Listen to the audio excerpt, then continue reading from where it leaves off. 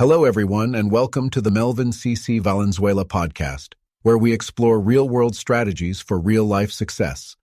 I'm Melvin C.C. Valenzuela, and I'm so glad you're joining me today in this episode. We're building a community of forward thinkers here, and I'm excited to have you be a part of it as we delve into our next topic.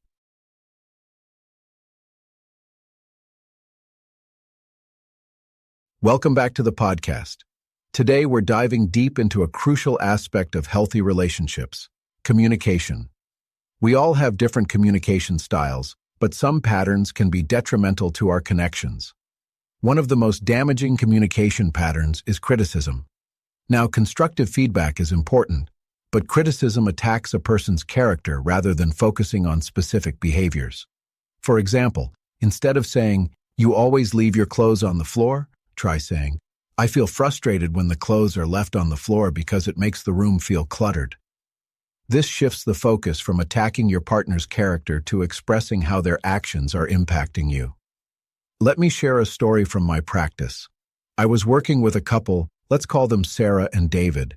Sarah was feeling increasingly frustrated with David's tendency to leave dishes in the sink. In the heat of the moment, she'd often say things like, "You're so inconsiderate," or "You never think about anyone but yourself." These harsh criticisms only served to escalate the conflict.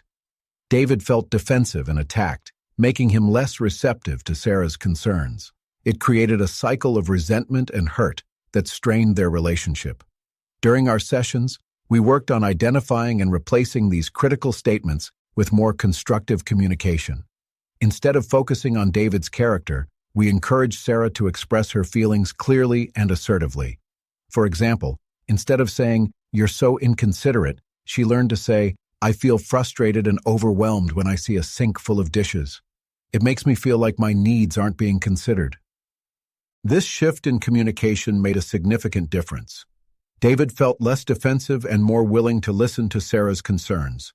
They were able to have more productive conversations, leading to a more equitable division of household chores and a significant improvement in their relationship. This example illustrates the power of mindful communication. By focusing on specific behaviors and expressing our feelings clearly and assertively, we can avoid the pitfalls of criticism and create a more positive and productive communication environment. Remember, the goal of communication is to connect, not to criticize. By cultivating healthier communication patterns, we can strengthen our relationships, deepen intimacy, and build a stronger foundation for love and happiness. Building strong foundations. A guide to healthy relationships provides valuable insights into identifying and overcoming unhealthy communication patterns like criticism. It offers practical strategies for improving communication, fostering deeper intimacy, and building a stronger, more fulfilling relationship. I encourage you to pick up a copy of Building Strong Foundations and explore these important concepts further. You can find it on Amazon, Apple Books, Barnes & Noble, Kobo, and at your local bookstore. Thank you for listening, and remember, effective communication is the cornerstone of any healthy relationship. Thank you for listening to the Melvin C.C. Valenzuela podcast. If you found this episode helpful, please share it with someone who could benefit.